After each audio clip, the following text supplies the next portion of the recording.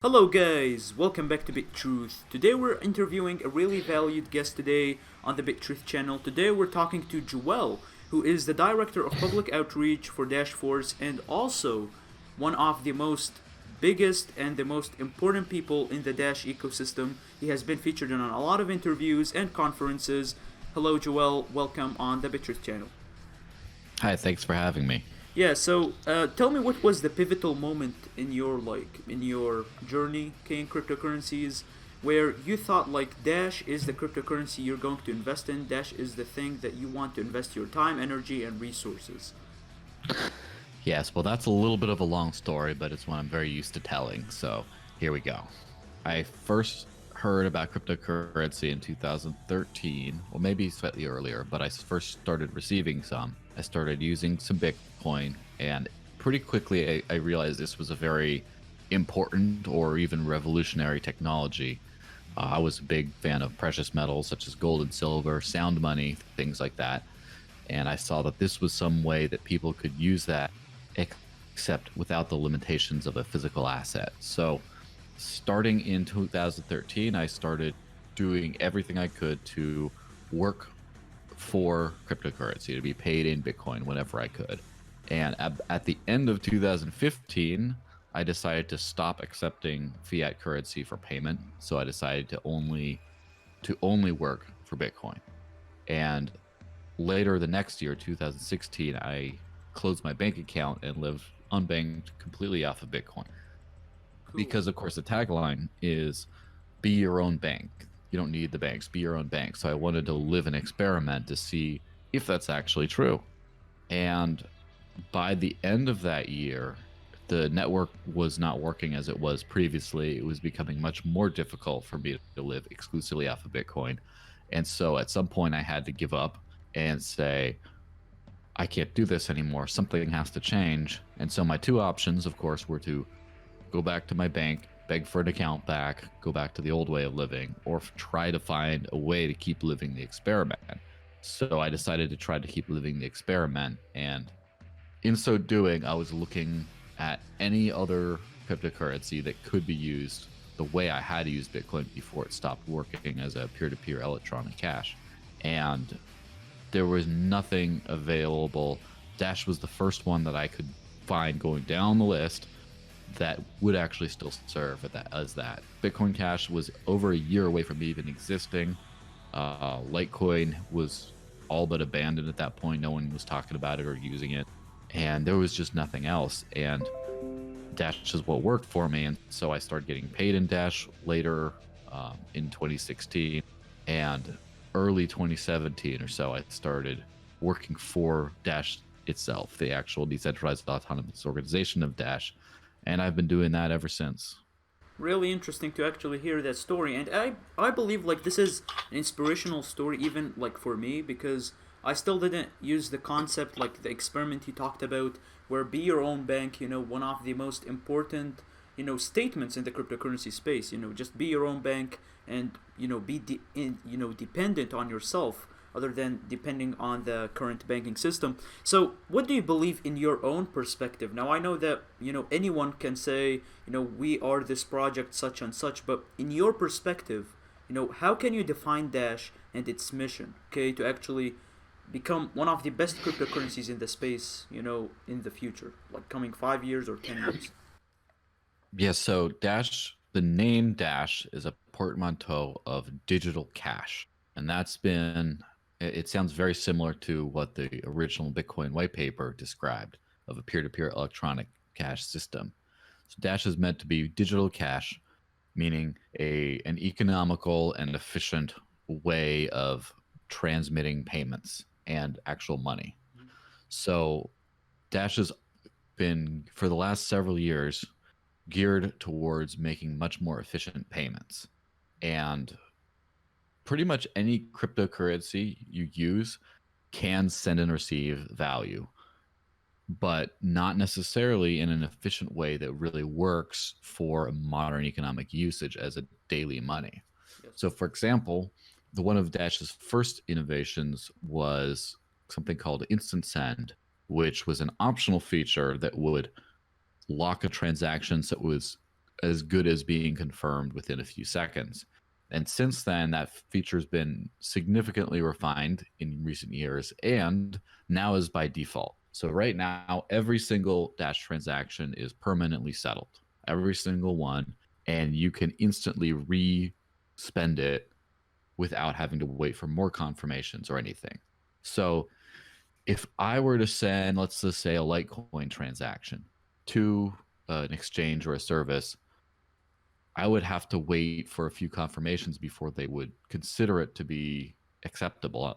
Some in-person sales would not make you wait because they see you there, they trust you, but there's still the potential for fraud at that point. But with Dash instantly, it's confirmed. It's as secure. It's more secure instantly than a Litecoin transaction will ever be, and can instantly be removed somewhere else, and will also enjoy that same level of security. So Dash is really honing in as something that can work for instant payments that you won't have to deal with some of the drawbacks of the cryptocurrency system when making payments. So when you say like in terms of security, do you mean privacy or like security in terms of the transaction not to being like breached or something? I mean, in this case, security, because Dash implemented something recently called chain locks, which leverages the masternode network to help secure the proof of work blockchain, and essentially makes the network immune to 51% attacks. Right before, you would have, and the same thing with a Bitcoin or any of its variants, if you had over half of the mining power, you could start mining blocks in secret and then publish them and re-rate the chain and reverse transactions. Now with Dash, what you'd have to do is you'd have to compromise the master network in addition to doing that. And in order to do that, you would have to control pretty much half of the coin supply, which is going to be extremely expensive. So as soon as a transaction gets out there in Dash, it is essentially permanent and cannot be 51% attacked. So it's much more secure than just about every other cryptocurrency out there, possibly even than Bitcoin, within just a few seconds rather than having to wait for confirmations.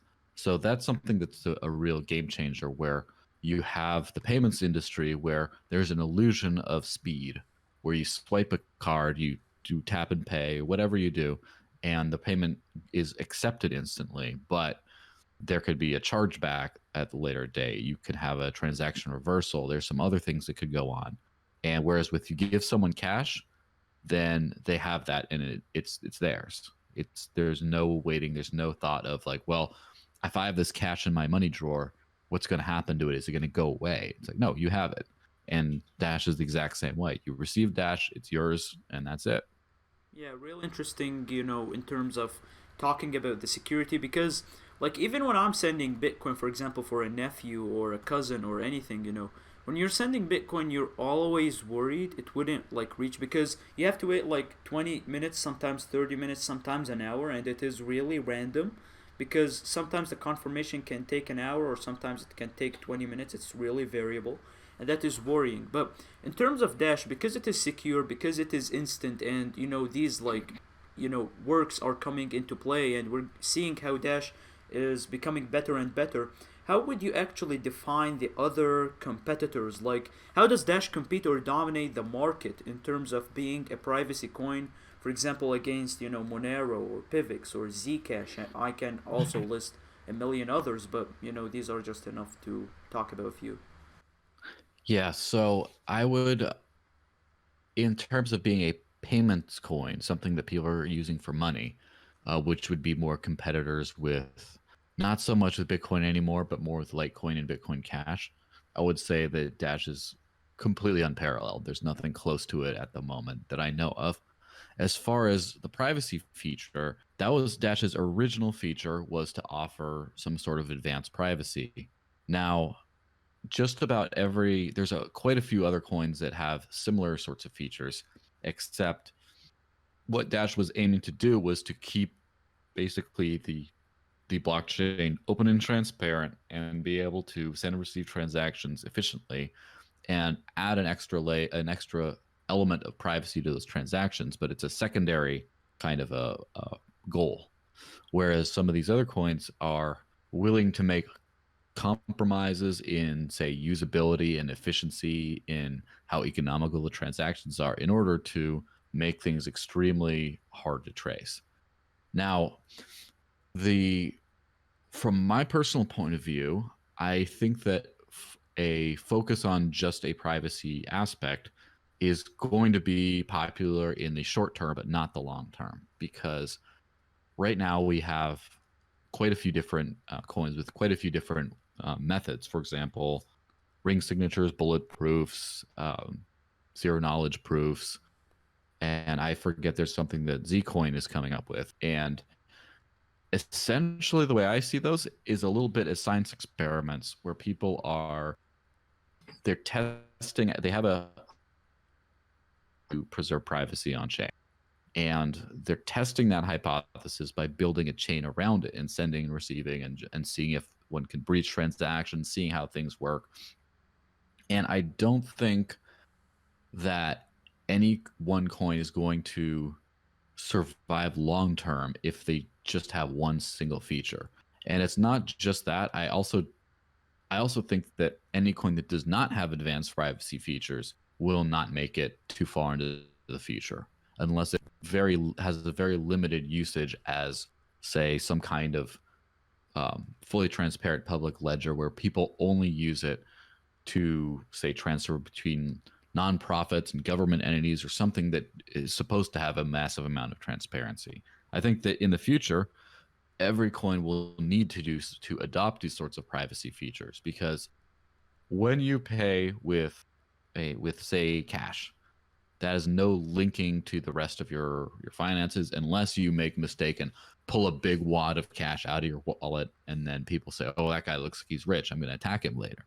But when you send a cryptocurrency transaction, you can sometimes correlate that with others in your possession, and then you start to be able to find out, oh, this guy has a lot of money, maybe he should be a target. So I think that privacy is going to be the bare minimum standard, and that's why we're seeing lots of experiments with, say, coins like Litecoin, for example, is promising to start experimenting with some privacy features. We're starting to see, for example, Bitcoin Cash is coming up with some ways to do a kind of a crude approximation of what Dash does on chain to preserve privacy. We're seeing a whole lot of different coins that never were intended to be a privacy coin, as it were, trying to implement that kind of technology because it's increasingly going to become necessary. Yes. Now, in terms of privacy, I think what you're trying to say is that privacy is just one pillar of many pillars that makes a cryptocurrency a successful cryptocurrency, or actually, in terms of economics, cryptocurrency that can be used by everyone. So, Mm-hmm. privacy, because people on Reddit and these like forums, most people compare Dash in terms of privacy, okay, and not looking at the other features that it has implemented over the years. But in terms of a PR, okay, stance, like public relations, maybe marketing, I'm not sure like how you define it. But in terms of outreach, does Dash have a marketing or a PR mission in your opinion, or more than just like a roadmap? For example, can the roadmap change in the next 5 to 10, years in the blockchain industry? Because we're seeing other coins like Digibyte, okay, implementing a lot of Mm-hmm. things and have like a whole PR marketing kit. For example, they have like packages of banners, pictures, or they like print stuff and put them on the streets, and they have like a PR, or let's say like a roadmap, for example. But does Dash have any sort of a plan to actually build on its success for the next 5 to 10 years? And how does it, want to change the public opinion against itself, really? Yeah. So as far as PR, this has been an interesting misconception because a lot of people say, "Oh, Dash is a marketing coin," but compared to how other projects have marketed themselves in the past, I would say that was actually one of Dash's weak points in being able to effectively get the message out there. Now that's hopefully turning around very soon. We're working very hard on that, but essentially, there's a there's a giant chasm, I would say, between the average user, the average person, and the cryptocurrency user. Yes. In that there's people are extremely they're extremely unfamiliar with cryptocurrency. They've heard of it. They've heard of how some of the larger names, but as far as actually using it, I was giving a presentation in front of a venture capital firm in Chicago a few months ago, and I was trying to demonstrate transactions, and it was a little bit rough because they're not used to the copying and pasting of addresses or the scanning of QR codes, even though for me it's almost second nature because it wasn't until I used a service called Dash Text, which is a SMS text messaging based wallet where you literally just send a text message. They send this to this number and then they receive it in there, that they understood how this worked. And it's because it's something that's intuitive. So I think there's a lot of the Dash branding, a lot of the speech terms, a lot of things like that don't really capture the imagination of the crypto world that much. But the crypto world, all right, I think Dash is trying to position itself to be the cryptocurrency that no one needs to know necessarily it's a cryptocurrency at the end of the day. No one needs to be familiar with cryptocurrencies. It's just digital cash that works. And of course, that's a long road because you're trying to build a brand around a customer base that doesn't exist yet. The potential customer base is the whole rest of the world, but the whole rest of the world does not use cryptocurrency. And part of this is trying to find solutions to real world problems and then fix them. A lot of people say that the blockchain and cryptocurrency, that there were solutions in search of a problem, that they work very well. But people can't figure out why they need to exist, what they actually do. One thing that Dash and everyone involved with Dash has been very focused on is trying to find these sorts of problems and what they call pain points. So, for example, high risk industries have a significant credit card fee of like 6 to 10% even, and that could really hurt a business if you have to pay that over and over. Now, of course, if you use digital payments, if you use Dash, you don't have to worry about that anymore. It's much cheaper, and people would be willing to experiment with a new technology and encourage their customers to do the same, even offering discounts if they were going to save that much. And of course, so for example, any kind of cannabinoid industry, for example, the legal cannabis industry in the U.S. or even the CBD and hemp industry, that outside of psychoactives, just purely the medicinal area, they've had a significant problems with processing payments. And the remittance industry is huge as well. Yes. That always costs a whole lot of money. There's a few others like the online gaming industry, either from the gambling side or from just video games. There's a lot of interest in cryptocurrency from that side of things as well. And so Dash is specifically positioning itself to try to solve all these major problems. And then after the fact, you'll see, oh, well, isn't Dash that coin that everyone uses to buy their hemp oil? Or isn't that thing that people use to buy their game tokens or things like that? In the future, you'll sort of see things like that. Yeah, that would be interesting to actually see because we're seeing like different cryptocurrencies. For example, other than Bitcoin, for example, Digibyte, they're going into shops and shops are adopting Digibyte. You have also XRP. In some cases, you see like a shop or a jewelry store that has like an XRP accepted. I'm not sure if you're familiar with these stories, but on these forums you can actually see it like directly. But in your opinion, okay, after what we have talked so far, okay, in terms of privacy, marketing, and purely economics, what do you believe the number one thing that makes Dash that has a utility value? Is it like the peer-to-peer feature? Is it the instant payments? Is it like any other feature in Dash, or is it a feature that you believe that will come to Dash in the future? Because in terms of utility value, you have different people on the street who are not familiar with cryptocurrencies. Just like you said, you tell them, for example, just why don't you invest in Bitcoin? They tell you what's the utility value of Bitcoin. Then you try to explain it to them, they won't understand it. So What is, in your opinion, okay, in your sole opinion, the utility value of Dash, basically? Yes, this is always it's a complicated thing to try to distill to one single thing. But what I would say is you can send you can send money and value to anyone anywhere in the world at any time for extremely cheap, and it will be extremely secure. And when you start thinking about the implications of that, then that becomes something that's huge. So, for example, if I want to move a giant fortune of wealth halfway across the world, I could do that within a couple seconds, be more secure than something in a Swiss, for example, assuming the recipient has their private key storage done correctly. But that's the unique value proposition. You can send value to anyone, anytime, anywhere. No one can stop you, and it is extremely secure and is extremely economical. So, for example, with the remittance angle, there's still people talking about remittances and using Rails, and then say Ripple buying Western Union or something like that. That sort of talk is going on, and that's very much legacy. That there's a lot of old systems that people are still trying to figure out how to make more efficient.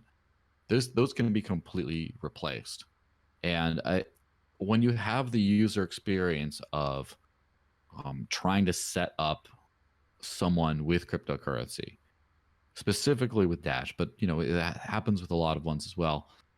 Sometimes it can be a little bit of a bumpy road. It can be a little bit difficult, but compare that to signing up with just about any other payment system. You have to do some kind of like identity and verification and link your bank, and there's a lot of friction based on the identity requirements. You can't just download an app and then start sending and receiving immediately. And I think that's something that really clicks with most people, that once you just say, here, I'll send you some, and then they send it somewhere else, and it's like, wow, this is like digital cash. I really think that the digital cash aspect of it is going to be something that people, once the average person starts using, it's going to be a little bit addictive. Yes, so you're right. Like digital cash, you can send it anywhere, but we have 2,000 cryptocurrencies in the cryptocurrency market. What does it really separate? Is it the features? Is it like the security aspect? Like, yes, the digital cash is like a concept, but there's something that has to come with this concept to make it special. Or, in your opinion, what do you think? Yes, so I think that concept itself is special enough that we see the entire crypto space, which I believe at the present time, the Bitcoin market dominance is somewhere around 70%, which is all tied up into that original prospect of this is peer-to-peer electronic cash. And of course, some of that has shifted over the years, but we wouldn't be here if that wasn't an extremely powerful proposition. We wouldn't be talking about a cryptocurrency industry. We wouldn't be talking about any of these other things if this wasn't an extremely valuable proposition that people would really go to great lengths to leverage. And so it's the collection of features. And of course, when you're talking about a product, and of course, when you talk about anything that you're trying to get people to use and pay money for, it's always a product. Whenever you're talking about that, you have a collection of features, and no one really cares about the features. They care about the experience. The problem is when you have, say, something like Bitcoin or Bitcoin Cash or Litecoin or something that any one of the cryptocurrencies that supposedly fulfills this original mission of peer-to-peer digital cash, then that's the promise. But then you use it and you want to see if it completes the promise. And then you start running into a bunch of problems that make the experience not work.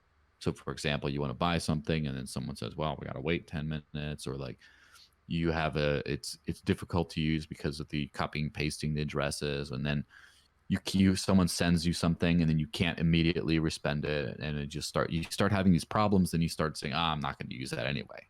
And there's something about the collection of next level security, of instant transactions, of the network just works, and it will scale to massive levels and not experience disruptions. There's the collection of all those together gives that actual experience of digital cash where people say, oh, I heard about this stuff. And then they'll invest in it. They'll open up, say, a Coinbase account or something, and then they'll buy a bunch of Bitcoin because they heard that this is great.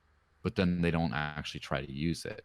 And this is the one thing that's not mismarketed. It's not misrepresented. It actually is digital cash. This is the purpose that we all came here for.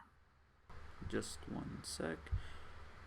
So, do you believe, that there's anything remote to Dash as a cryptocurrency, not only as an asset, but as a cryptocurrency? Is there anything remote to Dash, okay, in terms of features or anything special, okay, that they're trying to copy or, Dash has adopted from them, like anything that is remotely close to Dash, but maybe it's not fulfilling the promise, okay, Yes.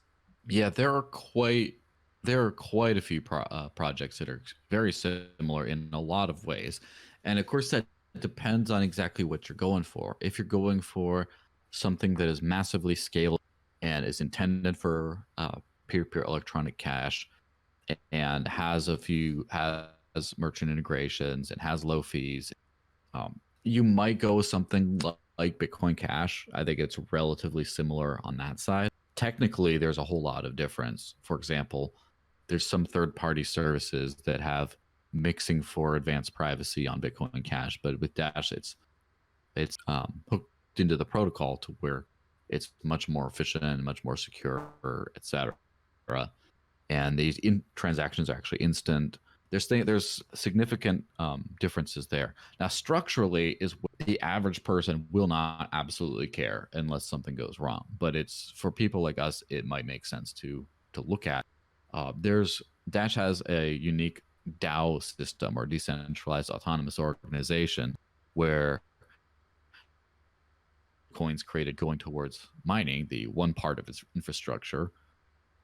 Part of it, most 45% goes to mining, 45% goes to incentivize second layer network of master nodes, and 10% is available to pay for developers and things like that. And the Dash stakeholders themselves, people who hold Dash and run master nodes, get to vote on what happens to that budget.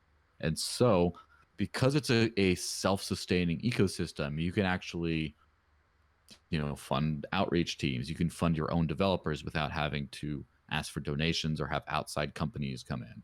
Really interesting to see your insight on Dash. No matter how much, infrastructure and no matter how much stuff and, innovation and development Dash has, at the end of the day, I have just one question. If I'm an investor, I have $100,000 in the bank and I want to invest in Dash, okay, $100,000 for example, and I'm seeking anonymity, and I do not live in the United States because that is an important factor, because I believe the United States, like, cryptocurrencies are adopted more because I believe like there's more exchanges there, and just in terms of like understanding cryptocurrencies, I believe like in the United States it's much more than in Europe, for example. Like, you will go to Europe, you will find, okay, people who adopted cryptocurrencies, but it's not as much as the US. Now, the question is, how can you buy Dash, okay, with your fiat currency from anywhere in the world, for example, without, uploading any documents or passports,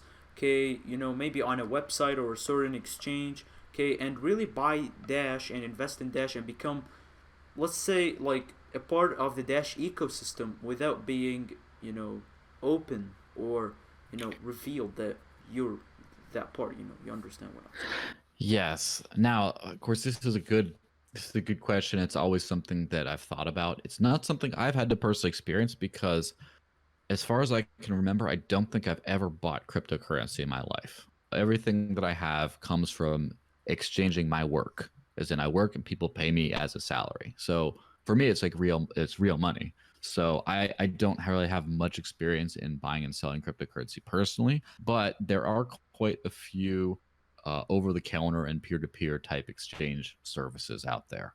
But So the one that comes to my mind is something called CoinCola, which is a peer-to-peer trading platform that allows people to trade. There's of course plenty of different groups or people. It's one of those, and also, are you aware of the exchange of the decentralized exchange BISC, BISQ? yeah, I used it once, but it's not really, let's say, operational, because the volume, Mhm. I wanted to talk about this because there's limits. Okay, what do you call it? Bro, I just Mhm. forgot the statement. Limits. What is it called? Limits of. Um, Like there's a liquidity limits on the site. yeah, that's one limit. But when you say limits, like, Mhm. how can you say, bro? Like, my language is not on point today. Like, barriers to entry, right? Barriers to Yes, entry. that's exactly it. Firstly, liquidity. Like, even on Bitcoin, if you like search, I want to buy Bitcoin or sell Bitcoin, either people are going to take advantage of you, and you either buy at a really high rate, like pay like 10%, okay, outright, like I'll pay $10,000 out of my $100,000. That's not really, let's say, that's not realistic, okay, if you want to make profit in the cryptocurrency market, especially on Bitcoin, and especially in Dash, because it's an altcoin and it is upcoming. So even if you use, BISQ, I don't believe that you're going to see that much. You're going to have a lot of barriers to entry in buying like $100,000 worth of Dash, even like $10,000. Where are you going to find a legitimate buyer, okay, that is going to sell you that amount? Like, it's going to be a bit hard, don't you think? Yes, it can be a little difficult, and everything, of course, is in supply and demand. Most people tend to want to buy cryptocurrency for speculative purposes. They want to buy it and hold on to it and hope it goes up in value. And when does go up in value, if it does, then they want to turn it into money they can actually spend, i.e., fiat currency, and then go buy something with it. That tends to be most of what people use cryptocurrency for. I know that's not what it was designed for. It just that's the state of the market today. And as such, I think that most people, um, if they make a giant profit off of cryptocurrency, they want to be able to. They don't want to live in fear over that. They want to make sure they're compliant with regulations. They want to make sure they can report that on their taxes. They want to make sure that they don't have those problems. And as such, people would much prefer convenience over privacy for the most part. People would rather just give up their Agreed. ID and go to a exchange and buy, and then just wait until it's time to sell, and then file all the tax paperwork after that. That's so because that's most of what the industry wants to do. The other parts of the industry, i.e., like the peer-to-peer buying and selling, are not nearly as strong as they used to be. Now, I remember back in the day with when local bitcoins was the spot to go to buy and sell Bitcoin before they implemented KYC regulations and other limitations, which you've seen there's been a drop off in volume in a whole lot of countries because of that.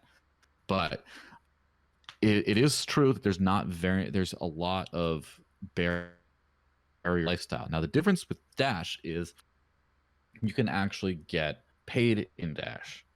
And if you, for example, if you work for the Dash network itself, like I do, then when coins get created, they just get sent right to you, and that's it. And there's nothing else to that. Now, obviously, that's not for everyone. Not everyone can do that. But if you buy and sell goods, there's a lot more. There's a lot you can do in that regard. Now, of course, Dash has a very significant merchant adoption presence all over the world, particularly in countries in the German speaking parts of the world, like Austria and Switzerland, and starting to become Germany, as well as Venezuela is very heavy there, as well as Colombia. And interestingly enough, the U.S. is it's only okay. There's only a few merchants. I mean, where I am in New Hampshire, in the northeastern part of the U.S., there's quite a heavy amount of merchants right here, but not very much in the rest of the country. So if you go to places like that, if you want to be a merchant, then of course you can receive payment in cryptocurrency, and then that's it. That's a private way of acquiring that.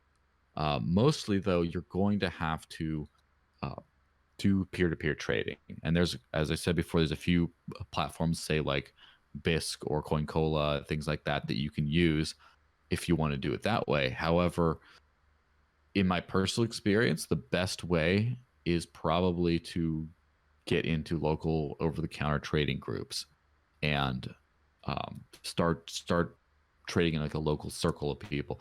And in fact, I do know from the old days that there were some people who were operating significant volumes in that sort of There's at one point one person who had over who had almost 400,000 Dash at one point, I believe, a giant chunk, a giant chunk of money, and he specifically bought and sold privately, and that was in sometimes in significant amounts. And so there are a few ways of doing that. It's not. This is the kind of situation where when more people see this as something usable that they want to acquire, then they'll start thinking about more privately how to do it. And also once people realize that, I think there's this misconception that you could buy something on a fully regulated, fully transparent exchange, that you buy something with you buy a privacy coin, as it were, say Monero. That's an easy example. And that somehow then that's it. Then no one else knows you have it now. And it's not necessarily that simple. Of course, the technology is solid still. Sure, you can maybe hide transactions from being seen, but there is, of course, a certain amount of, okay, you buy this much. There's this much that you know that the government knows you've bought, and whether or not they can see it after that, they know you have at least this amount. And if you say, "Oh, I don't have it," well, it's okay. We'll prove it. And so there's a lot of ways you could trace cryptocurrency activity without actually looking at the blockchain itself, if you have to use your identity at certain junctures. And I think people are kind of ignorant to this at this point. And when people start to become a lot more aware of the risks of doing it that way, that they can't just use a privacy coin, as it were, and then they have financial privacy, that there's more elements to this, such as acquiring it privately and not talking about it all over Twitter or whatever it is. Once people become a little bit more awake to that, I think the demand for actual solutions like you're talking about is going to go up, and there'll be more of those out there. Yes, it's really interesting to actually see it from this point because personally, I never upload any type of proof of identification, not because I don't want to, but because, there's a lot of, like, you just search online, just like type Mm-hmm. Coinbase identification problems, and just see how many times people got actually, I don't want to say scammed, I'm more like looking at problems in terms of identification because you need to actually give the promise of the bargain, or sometimes they will ban you from the exchange or the account. Okay, Mm-hmm. the only place I use my identification is on PayPal. That's the only place I use it. Other places like cryptocurrencies, it's really hard, really, really hard. Like even local Bitcoins or Coinbase, like even Bitmain, okay, that takes proof of Mm-hmm. identification. It's even harder to actually upload on there. And some people, even YouTubers, I don't want to say like most YouTubers are legitimate because, they have their own problems that I discuss in other videos, but that's not the topic of today's video. I mean, interview. But what I'm trying to say is that proof of identification is really the worst way to actually buy cryptocurrency because even when you're going on an exchange and going on the OTC market, sometimes they can stop you for no reason, or they can actually you upload and you don't get anything basically. Sometimes you go, they Mm-hmm. want to like get like for example $100,000 worth of Bitcoin into US dollar tether on an OTC market, but the exchange doesn't let you, or sometimes the withdrawal problems. So I think in the future we're going to have much more updates and much more innovation in terms of how to make things much more simpler, and rather than using identification, maybe like another way. Okay, I don't know, I'm not from the future. So basically, one of the questions that I've been asking myself, okay, do you believe that the exchanges that are getting banned from, the US, like the other day, it has been like a while for now, okay, like the Binance ban from the United States, they opened Mm-hmm. like another, Binance, which has like less coins. I'm not sure how far did that go, but how do you believe that do you believe that other countries could actually influence the growth of Dash? Okay, like the United States ban on an exchange or company or website. I'm sorry, what was that again? Repeat that last part. Do you believe that United States ban on exchanges, okay, such as Binance or KuCoin or any of these, can influence the growth of Dash, or do you believe that the growth of Dash is not linked to an exchange? It's more linked to actually believing the project. Okay, like how can I say it? In terms of buying it maybe over the Yes. counter. Right. So I think that obviously methods of acquiring Dash and liquidity and things like that are always going to be important to the ecosystem's growth. It is what Yep. it is. Now, as far as as far as exchange banning is thing, I don't think that's a long-term problem.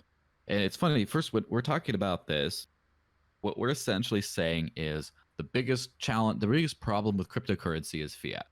And yes, that is kind of true. And it's kind of funny because cryptocurrency is meant to replace fiat systems for exactly these kinds of problems that you're laying out. And the biggest problem, whenever people say, "Oh, the problem with this is something exchange," that's affirming not only it's affirming the unique value proposition of cryptocurrency. That, well, look, when you're trying to get it, you have to see the hoop you have to run through with the old legacy system. But also it affirms how new to the game we still are, where people have fiat currency, that's what they use, and then they have to exchange it somewhere for cryptocurrency rather than they just the other way around, or people like me getting paid in cryptocurrency. And so I think that over time this won't be as big of a problem. First off, I don't think that I personally am optimistic about the prospects of cryptocurrency as a whole in mainstream adoption. And the US is difficult in this way because, in my view, the US has had a strong, a global stranglehold on the financial system. And, for example, most countries having, reserves in US dollars or things being priced in dollars globally. And as such, it's been much harder to deal with U.S. financial regulators than regulators anywhere else in the world. So, for example, a few years ago, I was experimenting with some cryptocurrency called Gulden, which is very similar to Dash in a lot of ways, and it was based out of the Netherlands. And they had an interesting feature in the wallet because it was paired with a brokerage service where you could put your IBAN bank number in the address field instead and send, say, $30 or whatever, 30 euros worth of Gulden, and it would show up in someone's bank account. And because with certain limits, unless it was too much, then you would have to start doing identity requirements. But I just can't imagine just sending someone something to a bank account in this country because it's just so much more regulated, so much more annoying. So yes, the US is always going to be a little slower with that. Now, as far as the privacy coin angle, I don't know. I think that Zcash, I believe, is listed in Gemini, and which is one of the most regulatorily compliant exchanges out there.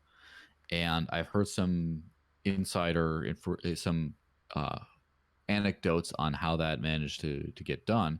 But essentially, as long as people fully understand coins with advanced privacy and understand how they can prevent against fraud and other illegal activity on exchanges, as long as they understand how they work, there won't be a big problem with regulators. And that's one thing that's particularly important with Dash, because Dash's privacy function does something that can be done on Bitcoin today. In fact, is done on Bitcoin today. And this is something, it's an entirely a public relations problem, to be perfectly honest, because about 3 to 4% of Bitcoin's transactions go through some sort of a tumbler or a mixer or something like that to enhance their anonymity. And that means that Bitcoin is being used for as a privacy coin more than every single privacy coin combined. And somehow Bitcoin is still on all these exchanges. And one thing that the Dash core team managed to do is they managed to do a Dash style private send transaction on the Bitcoin network, because the mechanics are all there. CoinJoin is, of course, a early protocol for setting them out. Is exactly what Dash's private send is based on. It's just a much more advanced, much more efficient version. They uses a decentralized network of masternodes to do that, rather than you have to trust a single service or a few different servers. And so because of that, they're able to show that Bitcoin can be used exactly the same way as Dash can as far as a privacy coin is concerned. And as far as that is, when that education gets out there a lot more, I don't think you'll have that many problems with regulators specifically to Dash as far as a privacy coin. Now, something like Monero might be something that's a little more difficult because it's harder because everything is encrypted by default, and it's a little bit harder to tell what has happened in the past.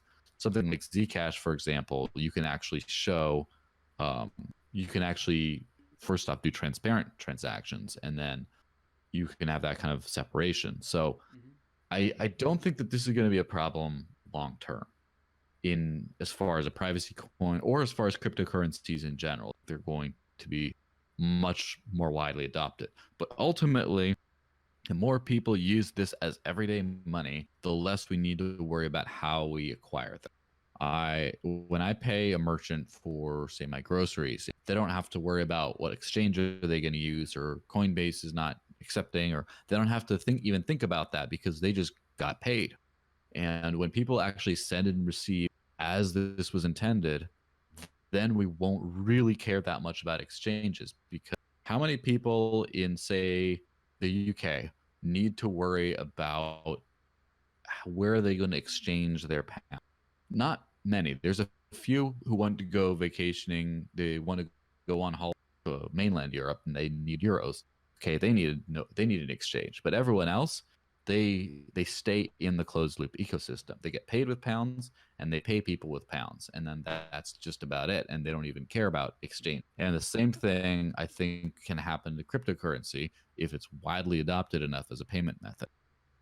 Yes. In the end, we're running low on time here, but it's fine. I think Mm-hmm. there's a lot of things to explain. I think this is just a drop of the whole information about Dash, because at the end of the day, I believe cryptocurrencies are not only a currency or an asset. I believe it's much more deep. Like, even in this interview, this is one of the interviews I've ever made. Some of the interviews I don't necessarily upload, but you see like the value, okay, behind a cryptocurrency and its structure and its team and the way everything is structured and the vision. But I want to ask, in terms of this question, and this is the final question I want to ask for the day, and I think this would be a really interesting question. How can Dash grow, okay, or Dash as a cryptocurrency or a project, you define it, okay, how can it grow in the next 5 to 10 years? Because I believe like even this interview is more than a roadmap, because roadmap is just ink on a paper, but when you actually come practically talking about stuff, what are just some of the stuff, not everything, okay, that you believe Dash has to grow from or is growing towards in the next 5 to 10 years? Yes, well, hopefully those two things are exactly the same way. Otherwise, there's a misalignment, and that has to be changed. So the way I think Dash can grow, first off, cryptocurrency is difficult to use. There's no way of getting around that. For people like me who are very used to using it, it's not that bad. But I But I think like, still, just a yes, second, go ahead. you're like saying that it is difficult at the end of the day, but I believe like as generations are moving, like we're talking 10 years, bro. Like 10 years, you're going to have Yes, new of course. generations of people. You're going to have the people who are born, in the 2000s, in the early 2000s. They're going to become mature, and they are, accustomed to tablets. Okay, they're accustomed to technology. So I think that first point that you're talking about is in no way, shape, or form is a problem that is Dash growing from or growing towards, because I think that's an industry standard. But yeah, go on. Yeah, so as far as usability, I some of it is getting used to it, but also something is has to do with the complexity of public key encryption. Yes. Because when you have a long address, when I see it, I know I look at the first few digits and then a couple on the end just to make sure that it's not falsified, and then that's it. But I don't actually read the address. I cannot read it. It's not human language. It's not accessible. I just have to take at face value that comes from the person I think it comes from, and then I just have to verify them over, say, an encrypted messenger. Hey, is this the right address? Yes, sure, okay. And then kind of make sure about that. And still, every single time someone wants to send me a bill, they have to copy and paste this long, ugly piece of address, and I have to just accept that that works. Just all right, just kind of send it into the darkness almost. It's something you get used to, but as someone who uses cryptocurrency every single day of my life for everyday payments, even though I'm used to it, it's still not the best way of doing things. And we people will find much more usable solutions for cryptocurrency if they want to use it. Now, the problem is people will probably have centralized systems where someone will say, I will take your cryptocurrency, I will assign you guys a username, and you can send and receive PayPal style between usernames, and it'll all work as cryptocurrency backend. And that's great, except in a lot of cases, you'll have to trust a centralized company to do that, which is why Dash is nearly finished with an update called Evolution, which has been coming for many, many years, and which has blockchain usernames. Where actually on the blockchain itself, you'll have username data stored. You can create a contact list, and this can all be imported into every single wallet that supports it. It's not one specific user, one specific wallet, one specific company. It's just protocol wide. You'll be able to do that. And I think that that's a giant step forward to being able to use cryptocurrency and not sacrifice the actual initial value proposition, which is, decentralization. Now, that's the number one thing that's behind. That's the number one thing that's behind being able to actually get anything done in terms of mass adoption. How will Dash grow over the next 5 to 10 years? Well, I think it will first grow in those very specific use cases where people will go through the trouble of buying it and then at the end point selling it in order to leverage its actual capacity. One thing I've noticed, there's a parking garage in Venezuela where over almost 1,200 people have paid for their parking in Dash already. And that was just over a couple months.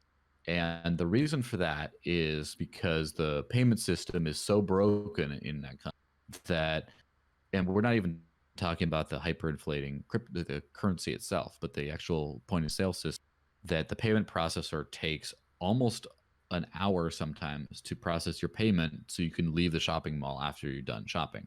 So what they have is they have a system set up where someone will sell people Dash on the spot, peer to peer, and they can then immediately use it to pay for their parking and then leave. And it solves a massive problem. And before you know it, people will have Dash so they can spend it for parking there because they just need it. They need these special tokens. They don't care about them, but they need them to make their lives easier. The same thing will happen with the remittance industry, where people will say, okay, I can spend, my family back home in my home country can spend normal currency or they can spend cryptocurrency. Why would they want to learn how to spend cryptocurrency like Dash?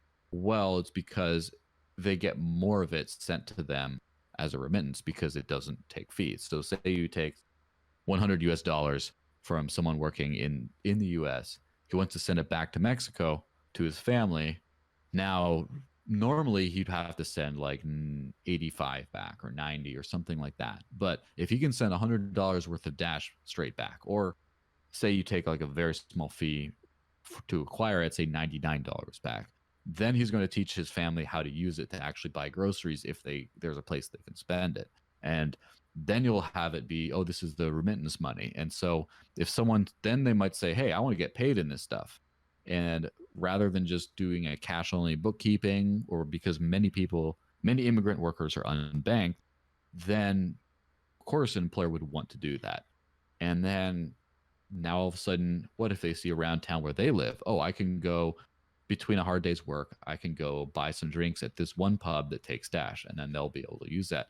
That's how it grows, is you start with a pillar of something that's a super specific use case where people can benefit a lot from using it. Same thing with the cannabis industry. Right now, the legal cannabis industry in the US has a 15 to 25% fee on cash transactions. That's how much it costs the business to deal with cash, to have ATMs, to hire armored trucks, to deal with potential threat of loss, things like that.